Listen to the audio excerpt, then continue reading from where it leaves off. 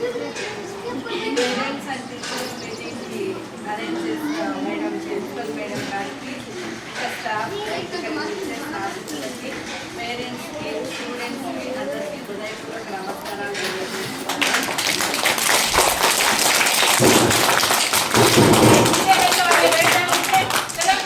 ఈరోజు parents and teachers meeting ద్వారా తల్లులందరినీ కూడా కలవడం మాకు చాలా చాలా సంతోషంగా ఉంది. శాంతినగర్లో పిల్లలు దూరంగా పోలేక చదువుకోలేక ఉండే వాళ్ళందరూ కూడా స్కూల్ కన్వీనియంట్గా వాళ్ళకి ఇక్కడే బాగా పెద్దగా మేడమ్స్ కూడా స్టాఫ్ కూడా బాగున్నారు. చెప్పేవాళ్ళు కూడా మీరందరూ కూడా బాగా చదువుకోవడమే మిగిలి ఉంది. కాబట్టి తల్లులందరూ కూడా తల్లికి వందనం పథకం ద్వారా అందరికీ డబ్బులు అంటే ఒకరుంటే ఒకరికి ఇద్దరున్నా ముగ్గురున్నా పిల్లలందరికీ కూడా తల్లికి వందనం పథకము అందజేయడం జరిగింది. అందరికీ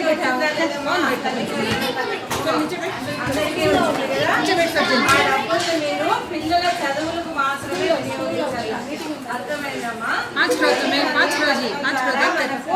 ముఖ్యమంత్రి చంద్రబాబు నాయుడు గారు, ముఖ్యమంత్రి పవన్ కళ్యాణ్ గారు ప్రతి ఒక్కరు పిల్లలు బాగా చదువుకోవాలి అనే ఉద్దేశంతో తల్లికి వందనం పథకాన్ని అందజేస్తున్నారు. కాబట్టి తల్లులైతే ఆ డబ్బుల్ని సద్వినియోగం చేస్తారు అనే ఉద్దేశంతో తల్లి అకౌంట్ మాత్రమే వేస్తున్నారు. గమనించారా? డబ్బులు పిల్లల తల్లులైతే డబ్బు పోగొట్టరు, ఆ డబ్బు పిల్లలకే వినియోగిస్తారు, పిల్లల చదువుకు వినియోగిస్తారు అనే ఉద్దేశంతో మన చంద్రబాబు నాయుడు గారు ఈ పథకాన్ని తల్లి అకౌంట్ మాత్రమే వేస్తున్నారనమాట. అర్థమైందమ్మా? ఇంకా ఈ పేరెంట్స్ అండ్ టీచర్ మీటింగ్ ద్వారా స్కూల్కి మీకు ఒక బాండింగ్ అనేది ఏర్పడుతుందేమా? స్కూల్లో మన పిల్లలు ఏం చేస్తున్నారు, మన పిల్లలు చదువుకుంటున్నారా లేదా, లక్షపోయి నిద్రపోయి వస్తున్నారా, కానీ మేడమ్స్తో కూడా మీకు మీ పిల్లలు ఏ సబ్జెక్ట్లో అన్నా వీక్గా ఉన్నారా, సరిగ్గా చదువుతున్నారా లేదా అనేది మాట్లాడడానికి కూడా మీకు ఈ మీటింగ్ ద్వారా అవకాశం కలుగుతుంది కదా. పిల్లలకు తల్లి అంటే గౌరవం ఉండాలి, తల్లి అంటే దేవతతో సమానము, దేవుడితో సమానము. మన భారతదేశంలో తల్లిని మనము దేవుడిగా పూజిస్తాం కదా. మాతృ దేవోభవ ఫస్ట్ మనము తల్లికే ఎక్కువగా రిఫరెన్స్ ఇస్తాం అనమాట. మాతృదేవోభవ, పితృదేవోభవ, ఆచార్య దేవోభవ కదా. మనము తల్లిని, తండ్రిని, గురువుని మనము దేవుడిగా మన భారతదేశంలో పూజిస్తాం అనమాట. అందులోనూ తల్లి 1000 కళ్ళతో కనిపెట్టుకొని ఉంటుంది పిల్లలని కదా. తనకు అన్నం లేకుండా పిల్లలకి అన్నం పెట్టి పోషిస్తుంది. నా కొడుకు నా కూతురు బాగా చదువుకోవాలి, నా పిల్లలు బాగా ముందుకు రావాలి, నా పిల్లలు ఉద్యోగం చేయాలి, నా పిల్లలు బాగా వృద్ధిలోకి రావాలి అని తల్లి ఆలోచిస్తుంది. కాబట్టి ఈ తల్లికి వందనం పథకాన్ని మనకు తల్లికి మాత్రమే అందజేయడం జరుగుతుంది. ఇంకా మన గవర్నమెంట్ ఏమేమి ఇస్తామా, పిల్లలకి స్కూల్ డ్రెస్ ఇస్తా ఉంది, షూస్ ఇస్తా ఉంది, బుక్స్ ఇస్తా ఉంది, బ్యాగ్ ఇస్తా ఉంది కదా. మళ్ళీ మధ్యాహ్న భోజన పథకం ద్వారా పిల్లలందరికీ కూడా భోజనం కూడా అందజేస్తున్నారు. భోజనం కూడా మంచి భోజనం అందజేస్తున్నారు కదా. దాంట్లో మళ్ళీ పిల్లలందరికీ విటమిన్స్ అన్ని అందాలని అర్థమైందా? మీకు ఏ స్కూల్లో కావాలంటే ఆ స్కూల్లో జాయిన్ చేసే విధంగా, మీకు ఎక్కడ ఇష్టమైతే అక్కడ చదువుకునే విధంగా వాళ్ళకు చంద్రబాబు నాయుడు గారు అరేంజ్ చేశారు. ఇంకా కళలకు రెక్కల పథకం ఇంకా స్టార్ట్ కాలేదు, అది త్వరలోనే స్టార్ట్ అవుతుంది. ఇంకా మీకు పెద్ద పిల్లలు ఎవరైనా ఉంటారు కదమ్మా, డిగ్రీ అయిపోయిన తర్వాత ఇంకా పెద్ద చదువులు చదువుకోవాలా అనుకునే వాళ్ళు మీరు ఫారిన్లో పోయి కూడా చదువుకోవచ్చు. ఏ విధంగా అంటే ఈ కళలకు లెక్కల పథకం ద్వారా మీకు వడ్డీ లేకుండా డబ్బులు ఇస్తారనమాట. అక్కడ ఫారిన్లో చదవడానికి మన పిల్లలకి ఎంత ఖర్చు అవుతుందో అంత డబ్బులు వడ్డీ లేకుండా గవర్నమెంట్ అందజేస్తుంది. ఆ పథకం ఇంకా స్టార్ట్ కాలేదు, స్టార్ట్ అయితేనే మీకు అందరికీ కూడా నేను తెలియజేస్తాను. పెద్ద పిల్లలు అనమాట, డిగ్రీ తర్వాత పీజీ చేసే వాళ్ళు మీరు ఇండియాలో చదువుకోవాలంటే ఇండియాలోనే చదువుకోవచ్చు, అమెరికాలో కావాలంటే కూడా అక్కడ చదువుకునే విధంగా చంద్రబాబు నాయుడు గారు ఈ పథకాన్ని తీసుకొస్తున్నారనమాట. మామూలుగా మనం ఎడ్యుకేషన్ లోన్ పెట్టి కూడా చదువుకోవచ్చు కదా, ఇక్కడ వడ్డీ కట్టాలి కదా. కానీ కళలకు ఇలా వడ్డీ లేకుండా స్టడీస్కి లోన్ ఇవ్వడం జరుగుతుంది అన్నమాట. అర్థమైందమ్మా?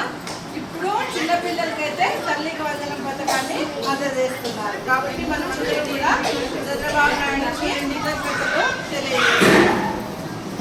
ఇంకా అమ్మా ఈరోజు ఈ పేరెంట్స్ మీటింగ్ ద్వారా ఇంకా ఏం చెప్తున్నామంటే పిల్లల్ని క్లాసెస్కి ఆబ్సెంట్ కాలేదండి. అర్థమైందా? మీరు ఒక రోజు వచ్చి 2 రోజులు రాలేదనుకో, ఆ 2 రోజుల సబ్జెక్టు వెళ్ళిపోయింటుంది, మీకు అర్థం కాదు. ఇంకా 3వ రోజు వస్తే అర్థమవుతుందా?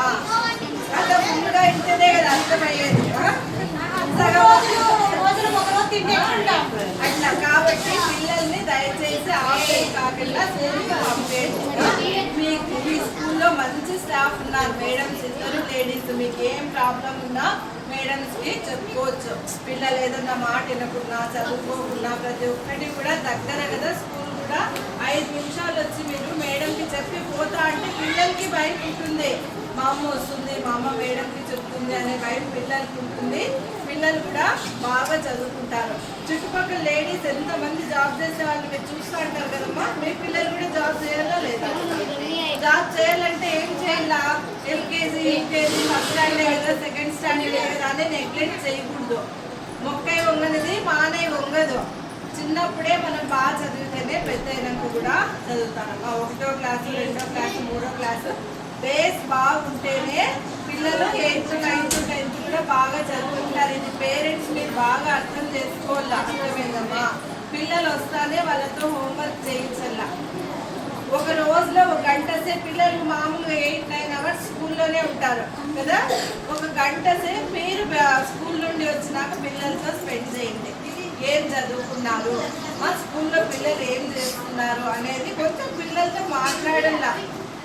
చాలా మంది పేరెంట్స్ మీరే గమనించుకోండి, అసలు పిల్లలతో మాట్లాడరు. స్కూల్ పంపించేయడం, వచ్చేయడం, వస్తానే అన్నం తినడం, నిద్ర. గమనించుకున్నారా? మీకు మీరే గమనించుకోండి. మనం ఏం చేస్తున్నాం, అసలు నా పిల్లలతో నేను మాట్లాడుతున్నానా అని ఒకసారి ఆలోచించుకోండి. 1 అవర్ ఖచ్చితంగా మీరు మీ పిల్లల కోసము స్పెండ్ చేయాలా. అర్థమైందమ్మా? ఖచ్చితంగా మొబైల్ గేమ్స్కి మొబైల్ ఇవ్వద్దండి పిల్లలకి. మొబైల్ గేమ్స్ ద్వారా పిల్లల కళ్ళు పోతాయి, టైం వేస్ట్ అవుతుంది, దాంట్లో చెడు అలవాట్లు నేర్చుకునే అవకాశం కూడా ఉంటుంది. అందువల్ల పిల్లల్ని మొబైల్ గేమ్స్ ఆడనివ్వద్దండి. బయట ఎంతసేపన్నా ఆడుకోండి. పిల్లలు బయట ఆడుకుంటే మంచిది. ఇంకా వాళ్ళకి ఫిజికల్ యాక్టివిటీస్ తప్పకుండా ఉండాలి. ఎంత ఆడుకుంటే పిల్లలు అంత గట్టి పడతారు. స్కూల్ నుండి వచ్చినాక స్నానం చేసి 1 గంట సేపు ఆడుకోమనండి. ఆడుకొని వచ్చిన తర్వాత 1 గంట సేపు కూర్చొని హోంవర్క్ చేసేది కానీ, వాళ్ళ బుక్స్ తీసి ఏం చదువుకున్నావు అని అడిగేది కానీ, అది మన బాధ్యత. మీరు తెలుసుకోవాలమ్మా తల్లులందరూ. అర్థమైందా? పిల్లల బుక్స్ తీసి చదివించడం అనేది మన బాధ్యత. రేపు పొద్దున పిల్లలు ఉద్యోగాలు చేయాలంటే అవి ఊరికే రావు. ఇప్పుడు మీరు తీసుకున్న కేర్ వల్లనే పిల్లలు రేపు పొద్దున అభివృద్ధి చెందుతారు. అది గుర్తుపెట్టుకోవాలి. ఇది చాలా చిన్న విషయమే కానీ పిల్లలు ఎంతో వృద్ధి చెందుతారు. మీరు ఆ విధంగా రోజు 1 గంట సేపు పిల్లల్ని చదివించడం వల్ల పిల్లలు ఎంతో అభివృద్ధిలోకి వస్తారు. మీకు పిల్లలకు ఒక బాండింగ్ ఏర్పడుతుంది. అర్థమైందా? మీరు స్కూల్స్ దగ్గరికి రావడం వల్ల మీకు స్కూల్తో కూడా అనుబంధం ఏర్పడుతుంది. మా పిల్లలు చదువుతున్న స్కూల్. ఇంకా అమ్మ ఎవరైనా డ్రాప్ అవుట్స్ ఉంటే మళ్ళీ వచ్చి జాయిన్ చేయండి పిల్లల్ని స్కూల్లో. అర్థమైందమ్మా? పెద్ద పిల్లలైనా సరే 8th, 9th వదిలేసిన పిల్లలు. ఇంకొక విషయంలో బాల్య వివాహాలు చేయొద్దండి. మీ ఇంట్లో ఉన్నారు కదా పిల్లలు, పెద్ద ఆడపిల్లలు, పెద్ద పిల్లలు ఉంటారు, మగ పిల్లలు, ఆడపిల్లలు. దయచేసి ఎవరికి బాల్య వివాహాలు చేయొద్దండి. ఇప్పుడు ఆడపిల్లలు కూడా వయసు 21 సంవత్సరాలమ్మా. పెళ్లి చేసేకి అందరూ తెలుసుకోండి. అర్థమైందా? ఆడపిల్లలకు కూడా 21 సంవత్సరాల వరకే పెళ్లి చేయాలి. ఇంతకుముందు 18 సంవత్సరాలే ఉండే. అది బాల్య వివాహాలు చేయడం చాలా నేరం. దాన్ని చేయడం వలన పేరెంట్స్ జైల్లో పెడతారు. ఆ పెళ్లి చేసిన వాళ్ళని కూడా జైల్లో పెడతారు. ఆ విషయం తెలుసా మీకు?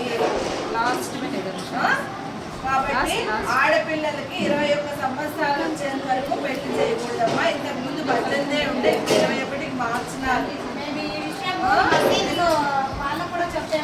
21 సంవత్సరాల వరకు దయచేసి ఆడపిల్లలకి పెళ్లి చేయొద్దండి. అర్థమైందమ్మా? అంత అవసరం ఏం లేదు. అంత చేసేసి పిల్లల్ని పంపించేయలే ఇంకొక ఇంటికి. అర్థమైందమ్మా?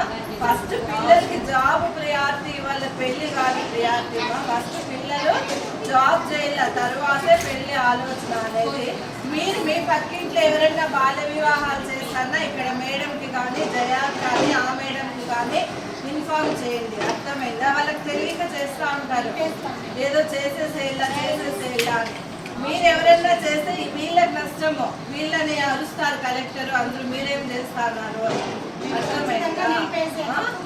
కాబట్టి బాల్య వివాహాలు ఎవరు కూడా చేయొద్దండి. అర్థమైందమ్మా? పిల్లలందరినీ బాగా చదివించండి. ఇంకొక విషయం, నేను చాలా మందిని చూస్తాను, పిల్లలను బీడీలు తెచ్చేకి సిగరెట్లు తెచ్చేకి పంపిస్తా అంటారు. దయచేసి అట్లా పంపించండి మా. వాళ్ళ నాన్నకు తెచ్చేకపోయి వాళ్ళు కూడా కొనుక్కోవడం నేర్చుకుంటారు. అర్థమైందా? డ్రగ్స్ అయితే చాలా విచ్చలవిడిగా దొరుకుతున్నాయి. గంజాయి తినేది అన్ని నేర్చుకుంటారు. చిన్న పెద్దోళ్ళని చూసి వీళ్ళు నేర్చుకుంటారు. మా చిన్నపిల్లలు కదా మా వాళ్ళు నేర్చుకోవట్లే అనుకుంటారు. పెద్ద పిల్లలు తినే చూసి ఇంకా 2 నాళ్ళు పోతే మనం పనుల్లో బిజీగా ఉంటాము, తెలియదు మనకి. కాబట్టి పిల్లలు ఎవరిని బిడ్డలకి సిగరెట్లకి అక్కడికి పంపించద్దండి. అర్థమైందమ్మా? మన చంద్రబాబు నాయుడు గారు పేదరికాన్ని నిర్మూలన చేయాలని ఎంతో కృషి చేస్తూ ఉన్నారు. కాబట్టి మనం ఏం చేయాలా? మన పిల్లల్ని కష్టపడి చదివించాలా. పిల్లల్ని చదివించడమే ఎయిమ్. మిగతా వాళ్ళని పక్కన. అర్థమైందమ్మా? మిగతా పనులన్నీ పక్కన. పిల్లల్ని చదివించి వాళ్ళని ఉద్యోగస్తుల్ని చేయాలా. ఇదే మన ఎయిమ్. ప్రతి తల్లి ఎయిమ్ మన పిల్లల్ని మనం కష్టపడి చదివించుకుని వాళ్ళని ఉద్యోగస్తులుగా చేయాలా. పిల్లలు బాల కార్మికులుగా పిల్లలు ఎవరిని పనులకి పంపించద్దండి మా. అర్థమైందా? పిల్లల్ని ఎవరైనా పనుల్లో పెట్టుకున్నా నేరము. అర్థమైందమ్మా? ఎవరైనా పిల్లలు ఎక్కడైనా పనులు చేస్తున్నా కూడా మాకు ఇన్ఫార్మ్ చేయండి. చదువు అనేది పిల్లల హక్కు. అర్థమైందమ్మా?